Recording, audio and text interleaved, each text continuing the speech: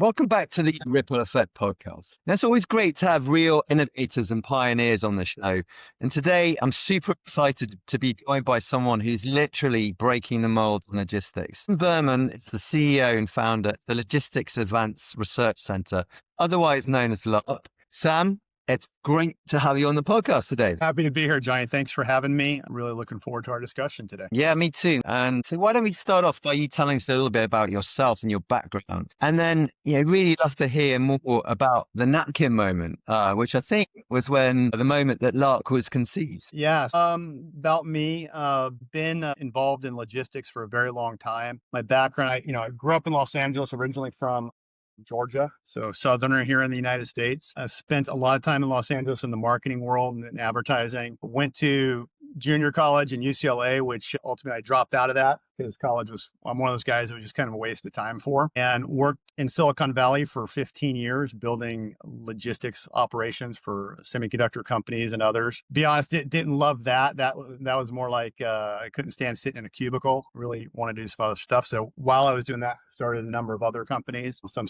logistics software companies, that type of thing. LARC was founded originally about 10 years ago. And as you mentioned, it's an acronym. It's Logistics Advanced Research Center. I found it in California about 10 years ago, and then refounded it about 8 years ago here in Tennessee, just because California it's just not a great place to start companies, strangely, anymore. It's really not a great place to start companies when you're building a physical product. So what it really was is, just to tell the sort of key story here, is I was at lunch with a gentleman who owned a very large crating company. And he mentioned at that time that he took a phone call. This is actually the great Silicon Valley story. Right? He takes a phone call at the table, says, "Oh man, I've got all these server racks coming in for data centers. I got to get them all done." And I just kind of off the cuff, I said, "Well, just stick a giant toilet paper tube on those things and ship them. Why are you building crates? Things cost $1,200, $1,500 each. That's crazy. You're talking millions of dollars."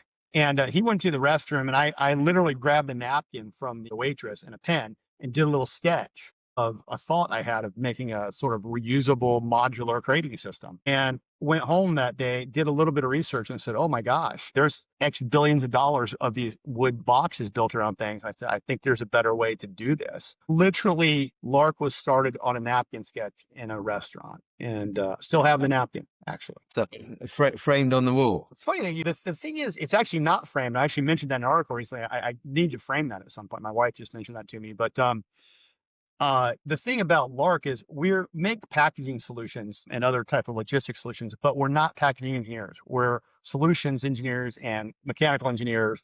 And so we make a much sort of sexier, much higher end, much more well-engineered version of how you package very high-end goods. And so really our bread and butter initially was to move server racks, and still is our bread and butter, but we move a lot of other types of things now. And while, packaging seems like this sort of afterthought, it really is that thing that drives multi-billion-dollar industries. It's that sort of choke point that we have to really consider. And from a sustainability perspective, wood crates are a disaster. I mean, here we are.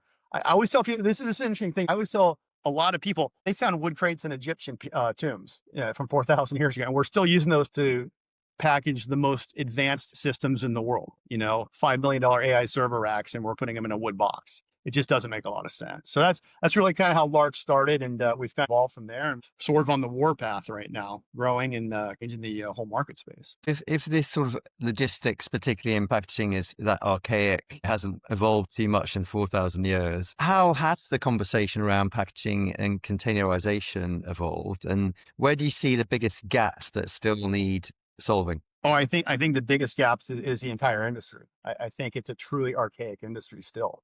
Millions and millions of dollars have gone into how we build better wood boxes, while trillions of dollars has gone into the technology that's going in those wood boxes. So I think I like to say we're not out here to disrupt the industry. We're out here to destroy it and rebuild it.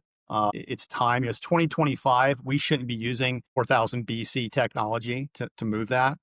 We can build the greatest horse cart in the world, but who cares? Nobody wants it. And so we really need, with all the smart and just bleeding edge technology we're building out there, we better start packaging that better and looking at the logistics of how that stuff moves better, because we measure the world now in seconds, not in minutes, hours, days, years. A server rack, for example, that's not online is costing millions of dollars to that company. And the whole world moves through those racks now. So It's really important that we don't choke that out at some point. Well, packaging seems like this sort of backroom afterthought. It really isn't. And if you push it to the front of the supply chain and think about, man, if we think about how we can package this better, put it on transport better, move it faster, all those things start to make a real difference. And the war right now is who can get these things online faster, especially in the AI space. I guess was that the inspiration for coining the term packaging as a service or a PaaS to describe LARC? I mean, can you sort of go into that and what was behind that positioning? So packaging as a service sort of developed. We were working with one of the larger uh, data center companies in the world, and we don't sell crates. We actually lease them as a service. So many other things out there. The reason we do that is because we can do it a lot less expensive. And we can also supply any repair parts or tie it to the services around some of our big partnerships in the logistics space. We don't just look at, here's a great package, good luck. We actually come in and solution that with the customer to make it more efficient, faster, more sustainable, safer, more secure. Security is a big thing right now. So we're not just in it to say, here's a product, go out and good luck. We really want to wrap the whole thing in a big, nice, tied up package and say, this now works better, and take it soup to nuts all the way, as you folks in London would say A to Z, we would say A to Z here.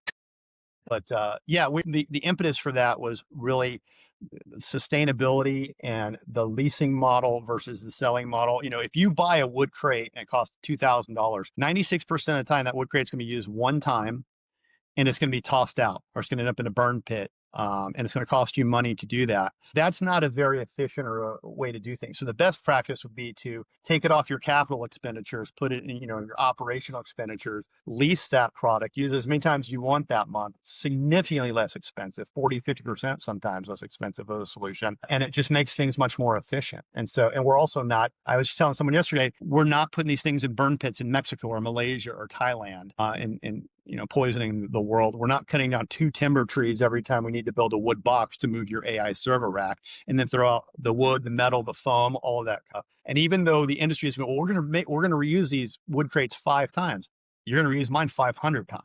So it's not even a close comparison of what you can do in this type of packaging as a service model. Amazing. I think that whole sustainability piece is really, the industry is screaming out for change. And I think that's, you're really onto something there. What about sort of introducing new technology into the mix when it comes to new innovations? How is AI, perhaps more Internet of Things technology, changing what's possible with things like supply chain visibility and smart packaging, especially when, if you're thinking about reducing damage in transit and sort of speed of delivery? Yeah. So, one of the key things right now is the tracking technology has gotten a lot better out there, with not just the technology itself, but the speed at which it can be moved into the world, the visibility that you can get.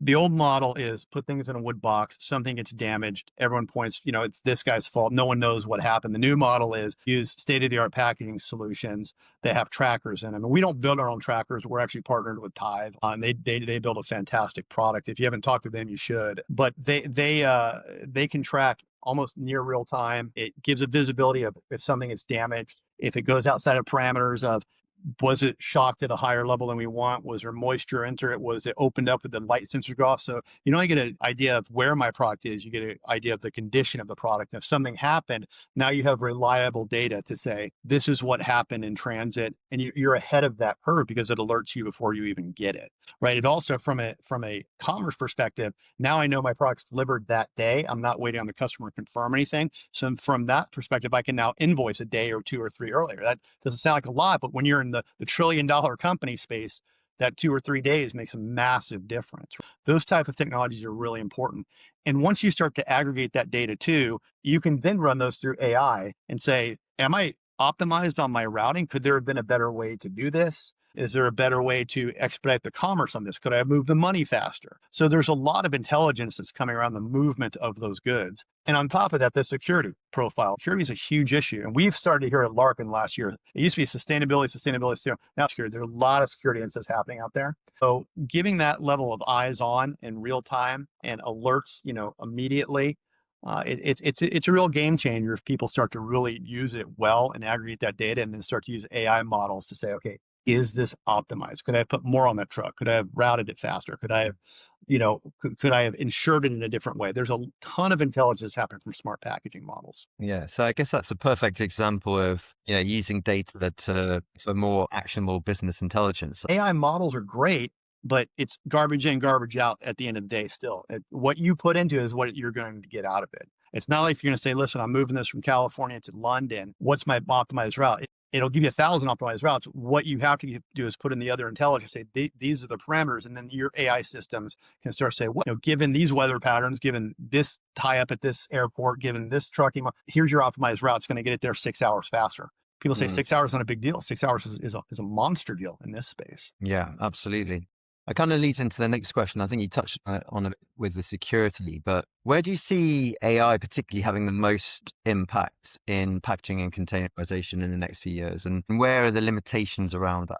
Oh, I think two areas: load optimization, and even helping to design packaging to optimize it. How many more can I get in that truck, in that container? Load optimization has been a holy grail case in logistics for a million years. I think it's going to definitely help with that. I think AI is going to start to be used in the commerce of the movement of money and the movement of information through customs agencies, how you optimize the flow of money so you can move packages through faster. Some level of, it's not quite there yet, but some level of design for that packaging will probably be implemented in AI structures. The engineering in AI is not exactly, it's still clunky, but certainly the movement of information and load optimization is going to be a really big deal. Things like our crates, our crates are 20 to 30% lighter than a wood crate, for example. It doesn't mean a lot when you're on truckload, but it means a lot when you're on an aircraft, right? It starts to save you money. So AI is going to be used to say, well, maybe as you design this, maybe if you design it this way, this package can provide the same protection, lighter weight, not affect the environment as much, that type of stuff. Those things are developing over time, but certainly load optimization, the commerce side of moving packages through systems is going to drastically change for sure. Interesting. I want to go back to the founding of LARC, if I may. And I know you talked about your beyond the box philosophy. What was the problem you were looking to solve back then, Sam? And I guess that the traditional logistics, how you confine or saw being confined by traditional logistics, and then the world that was ignoring, I guess. Yeah, I think it's really simple, Johnny. The thing with wood crates is they're just truthfully a dumb concept at this point in 2025. Think about, I need to make a box. Now, you and I need to make a box. We're going to go cut down some trees. We're going to drag those trees through 1,000 miles to a facility where they're going to be ground up. Thousands of chemicals are going to be put in them. A lot of energy is going to be used. It's a lot of toxic materials. They're going to be pressed together. Those boards are then going to go to a crating company. Nails, glues, foams, which are atrocious for the environment. They're all going to be put together. And then they're going to be transported somewhere else. Something's going to be put in it, and then it's going to be shipped. That's an atrocious cycle. Just optimize logistics, and I've been in logistics 30-something years. Optimized logistics is about shortening hops. I want it to go the fastest route possible. I don't want the fewest hands on it. But if you look at a wood crate, it's actually, if you were to present that to your business professor, your business school, and say, I'm going to write this paper on this. I want to build a company around cutting down trees, building them into boxes and sticking really high-end products in them. They would look at that and say, you're joking. I mean, with these margins and the fact that you're buying commoditized products like wood. I mean, during COVID, wood was damn near impossible to get. It slows commerce down, and they're slow to build. They're still mostly built by hand. I mean, people will tell you, no, we have all optimization. The fact is there's still nails and nail guns and foam and glues and all kinds of other stuff going on there. We can do better. We can do better. And that was really the impetus for it. It's not an industry that everyone goes, no one grows up saying, I want to be in packaging. But when you look at the size of it, everything moves. Everything's on a pallet, which are billions moving around the world as we speak, millions of crates moving around the world. So it is an area that requires some very direct and very focused attention on how we go after this market. It just simply doesn't make sense to build.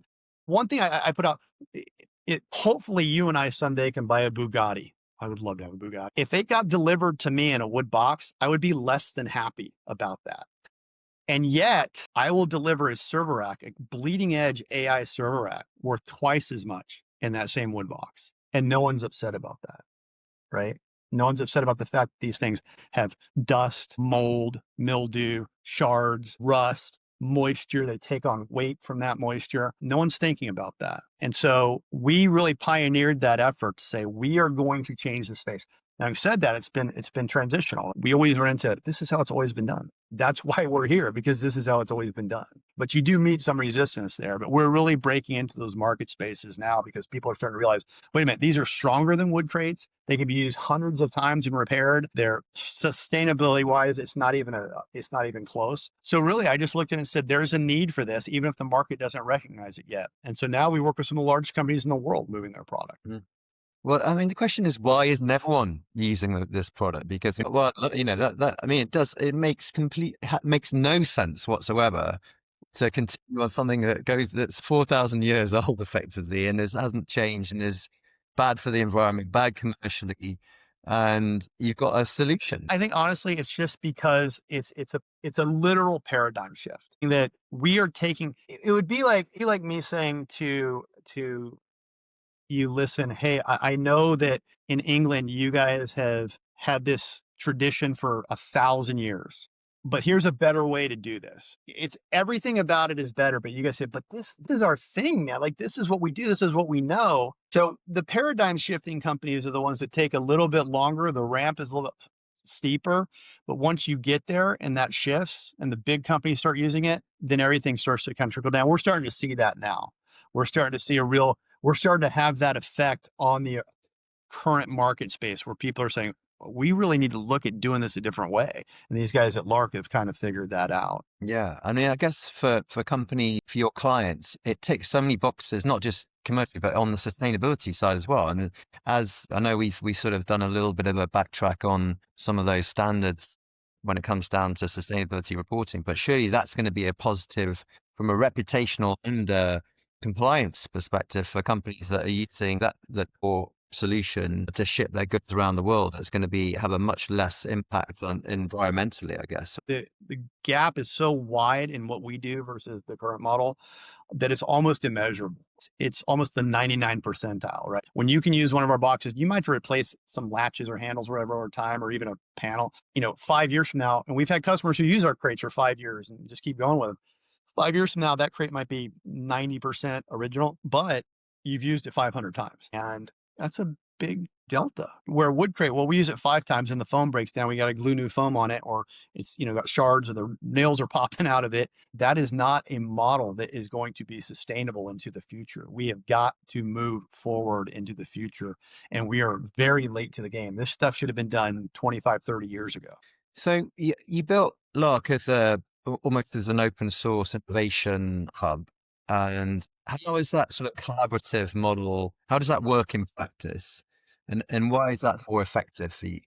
Yeah, I wouldn't say our engineering side is open source. A lot of that's really proprietary, including some of our technology that we use to protect cargo in a different way. I would say we're open source in regard to our partnerships that we work with, especially in our packaging and service models.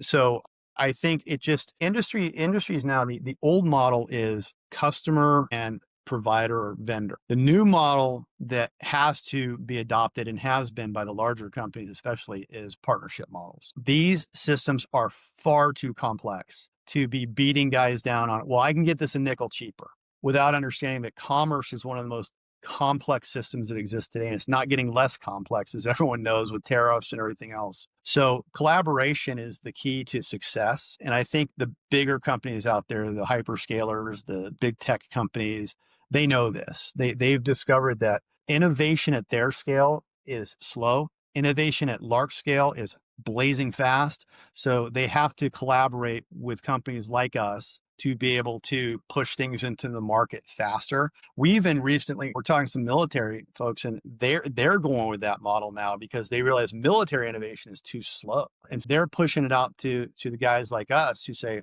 well, you can build that faster, build it faster, and we'll try and cut through the red tape on stuff. So I think that's where that model really comes into play for us, is that pure collaboration, that pure partnership. And the companies that keep treating those sort of bleeding edge or cutting edge vendors out there who are really changing the game, if they keep treating them, well, I can get a wood crate cheaper, it doesn't work well.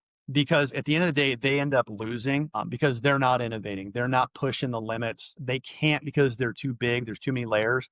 The LARC LARC has very few layers. We fail fast, which is great, and then we correct. In pure entrepreneurship, we're gonna keep pushing, but we're gonna get that boat out of port, whether the brass is polished or not.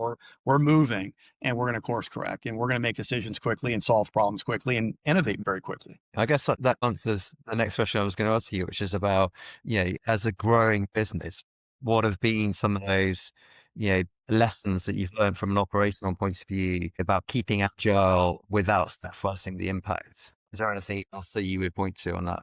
Yeah, number one thing is don't wait for perfection. Push things out into the market space and let the customer tell you what needs to be fixed. Sometimes we always are constantly taking input from the field and from customers and partners, and we're constantly making our product better. You can't wait to go to war to get the army ready. Sometimes you just got to go to war. And I would not hold up on ideas as much, like waiting for perfection, waiting for things to solve themselves. You just get out there and the market will tell you what's needed. One of the interesting things about LARC is when we get a package in our customers' hands, first of all, they love it. And second of all, they'll say, it'd be cool if it did this. So next iteration, it does that. So that also goes back to that partnership model, right? The feedback is important. We're not building in a vacuum. We're building in partnership. And so I think that's really important. So I would get things out. I continue to fail fast. I tell a lot of young entrepreneurs who talk to me, I say, guys, just move. Actually, you got to move forward. Yeah, you can talk, but it's not doing you any good. I can talk about driving that race car, or I can get in the damn race car and just drive it and hope I don't crash. But that's pure entrepreneurship. That's real risk taking, and real innovation comes from that. That is actually one of the reasons large companies have a problem with innovation. They're not very innovative, truthfully, because there's just too many cooks in the kitchen. There's not enough willingness to fail. And it's interesting. I was just talking to someone yesterday, a young lady, and she was talking about her generation. And I said, the problem with your generation is schools now, if you fail on a test, that's it, you failed. Whereas in business, especially at our scale, failure is a good thing because, okay, I just learned how not to do that. I learned a lot how I'm going to make this better.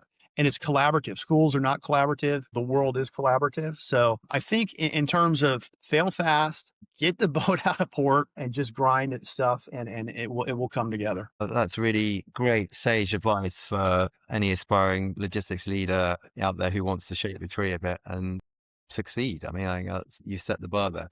I think I read that somewhere that you said that if you build a great team, the rest follows. And I know from our discussion that you're passionate about developing people alongside products as well. What advice would you give to, it's about the girl you spoke to, the next generation of logistics leaders out there about balancing innovation with, character and service as well from team perspective? Yeah, well, first of all, let me give a shout out to my team at LARC because they're just amazing people. My co-founder, Chris Taylor, mechanical engineer from here in Tennessee, Vanderbilt master mechanical engineer, a lot of international experience. And we make a good team. We definitely sort of highlight each other's strengths and weaknesses. It's not to say we don't, like any entrepreneur, you bump heads once in a while, but that's part of building stuff. And he's fantastic. The entire team is just good people. I can't emphasize enough what that means in terms of building a company. Make sure your team is just solid human beings. Trust is probably the most important thing that you can have in building any institution. Once trust falls apart, there's nothing that you can do to resolve those types of problems. Pick people who share your vision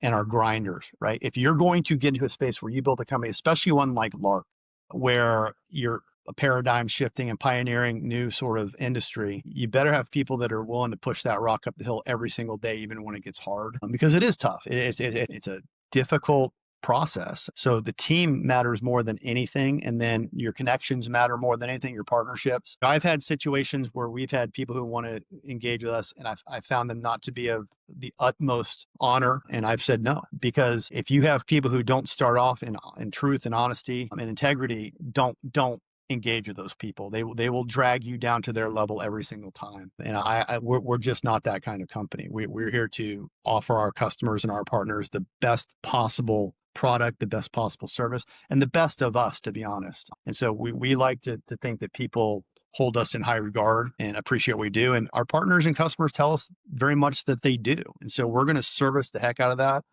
We're going to give it everything we've got on every project we do. And that's what I would tell young entrepreneurs in any space, not just logistics. If you're building, I don't care if you're building a donut shop, those better be the best damn donuts the world's ever had. Or if you're building a logistics company, you better service your customer to the hilt, because the only differentiator at the end of the day is you. And really, companies are just groups of people, and they're only a conglomeration of what those people bring to the table. So build the best team you can possibly do, but do it from a place of integrity where you know that those people have your back and that they're just fine people. Absolutely. I think that's, again, fantastic advice, and something we very much embrace as well at Ripple. Sam, what's on the roadmap for the next 12 months? What do you got coming up? A total 12 months left to do it. No, we're going to continue to grow in our core spaces, the data center world, medical, robotics, automation, high end. We're doing a lot more customization. We're getting a lot of aviation and military stuff right now, but just continued growth in our core spaces. We're really starting to see a ton of traction in some areas with a lot of very large companies who appreciate what we're doing. I've had two of the largest companies in the world call me actually in the last year to build projects for them. So we're just going to continue grinding that out and continue to grow the company. There's nothing magic about what we do other than we just truly grind. I mean, we really do. We just find opportunity and then we give it everything we've got. And we're going to continue to do that at LARC and continue to build strong partnerships and find strong customer base and continue to service the needs that sometimes they don't even know they have until they see it and then they realize, oh my gosh, we really have this need. So that's our future. Well, I know you're very much fixed in the present as well at the moment, but one of the questions we kind of throw out there to our guests is, if you had a time machine, you can go back 12 months, is there anything you do differently? Buy Bitcoin at 80,000. I mean, you're always learning things. I would probably recognize wins and losses faster.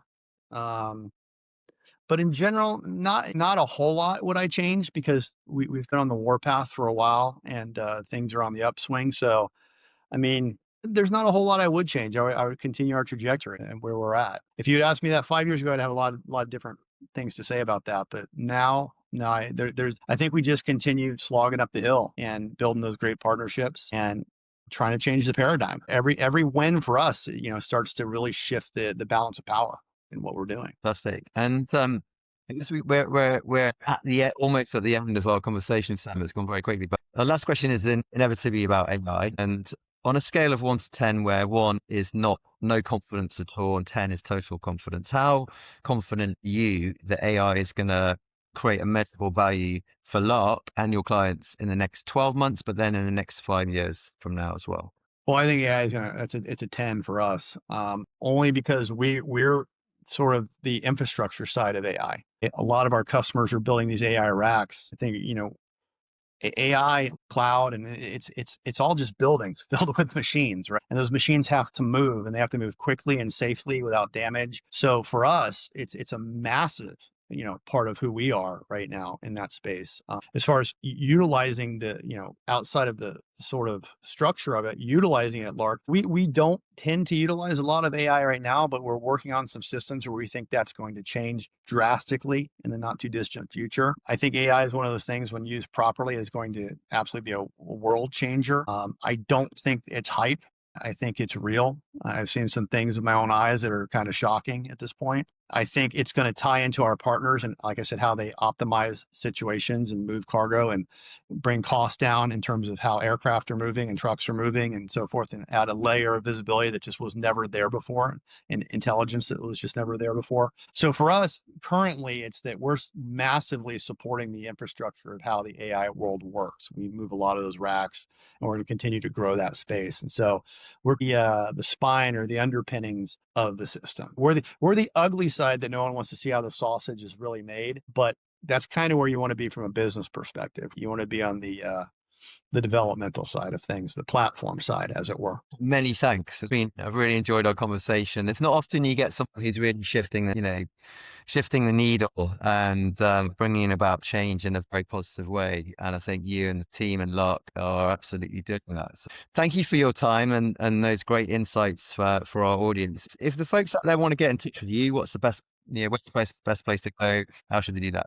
They just email me. I'm going to give out my email address, which I probably shouldn't do, but it's sam@larc.co. So sam@larc.co, maybe the shortest email address in the world, sam@larc.co, not com. And I would love to hear from people out there. We're always interested in hearing what people have going on. And I try my best. I get a lot of emails, but I try my best to respond to everybody as quickly as possible. And if I can't, someone from our team definitely will respond to you. And Jonny, I appreciate being on here. I love what you're doing out there. I mean, even though the AI ripple, it really is. This might be the biggest thing since the Industrial Revolution, and it's just going to be a wild, wacky ride. And so we're excited to be just a small part of it. As are we. It's and I think it's just going to get even faster, and things are going to really change in a very big way. So it's exciting. But Sam, look, thanks again, and thanks to everyone for joining today. And we'll see you on the next edition of the AI Ripple Effect. Thank you.